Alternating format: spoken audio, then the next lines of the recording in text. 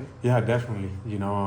There's a lot of guys you kind of go out there and, most aces, they say try and get them before they get going, once those guys do get going, it's tough to get to them, and I'm one of those guys, so for me, it's kind of, getting out there, getting in a good rhythm, getting some momentum and then getting going, and that first inning I was kind of searching a little bit, and then the second inning was kind of searching a little bit, and then I reached 25 pitches for the inning. So it was my time to, be done, and, just got to keep having patience with that, and understanding there's going to be days like that. And, the good thing is everything feels good, and mentally we know, where we need to kind of work on to kind of get back in sync a little bit easier, not having to think about it. And then going from there, there'll be something else that pops up that then we got to focus on, but that's all part of it. You've been at multiple levels now this year, but how tough is it to stay patient, through the ups and downs of this thing? Yeah, it's super tough, especially as humans, right?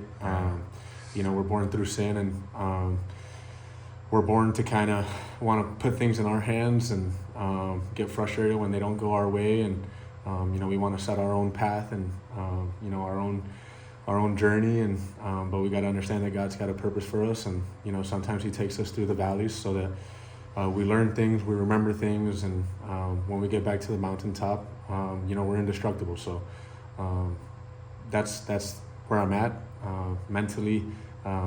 Body feels great, and just staying patient and understanding that the Lord is taking me through this 14-month journey so far to teach me a lot of things, and I've learned a lot of things through it. And for me, it's just, being able to take this time and make the best of it. What was the situation today mechanically with some of the pitches just landing short?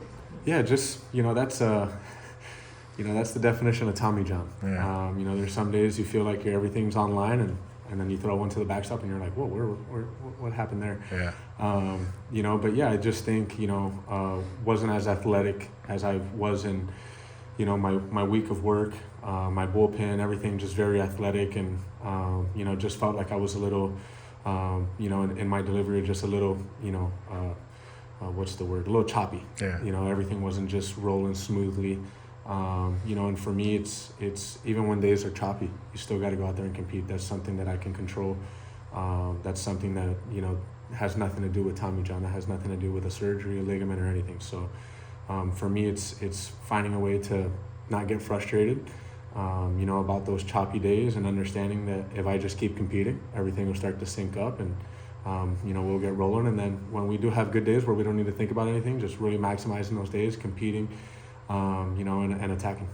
Since you've been back on the mound over this process, when you have a day where you're searching, how do you know it's Tommy John, or this is just a rough start that, I would be able to get through if I could? Yeah, that's a good question. For me, it's been such a long journey that I've been able to see, you throw on flat ground for, 6 months, and then you do 3 months worth of bullpens, and then you finally get hitters in there, and then it's like, okay, now this is really what matters. Let's see what the hitters are, telling me based off of swings and, pitch shapes and all that stuff.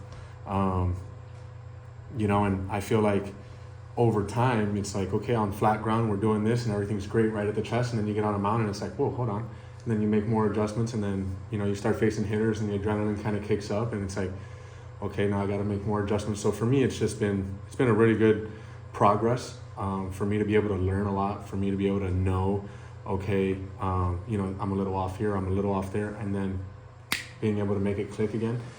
Sometimes in the speed of the game, it's, I can't sit there and do some dry mechanics and then get back on the mound, So it's just getting that feel of the game, getting those little cues back, when you're out of the game for so long, it's like, okay, we don't need to overthink things. It's just a little cue here, a little cue there to kind of get me back in line. So it's just about kind of getting those reps under myself, and just continue to build that momentum. And, obviously I know where I can be off. When I am synced up, I know what is making me synced up. So that's the positive thing. It's I know what I need to do to get synced up. And there's just some days that it's just not synced up, and obviously you don't want to think about it while you're out there. Just want to compete, and that's what I'm trying to do. And now I go back into the week of work and make the adjustments and focus on it, and then next week right back out there competing again. You went on the path as a first-round pick. We remember you started here in Trenton with Buffalo. What would you say to Yasevich now? He's on that fast path, and he's going to make his debut here tomorrow. How does he just keep the game from not speeding up and just doing what he does? Yeah, definitely. I mean, he's a great arm, and he's a fiery competitor, and that's what I would tell him. Just keep doing that, and don't let the game kind of dictate what you need to do. Continue to do what you do, and you dictate the game. It doesn't matter what level you're at, or if you're a first round pick or 30th round pick or whatever the case may be. It's still 60 feet 6 inches, so just go have some fun. You talked about this 14-month journey, right?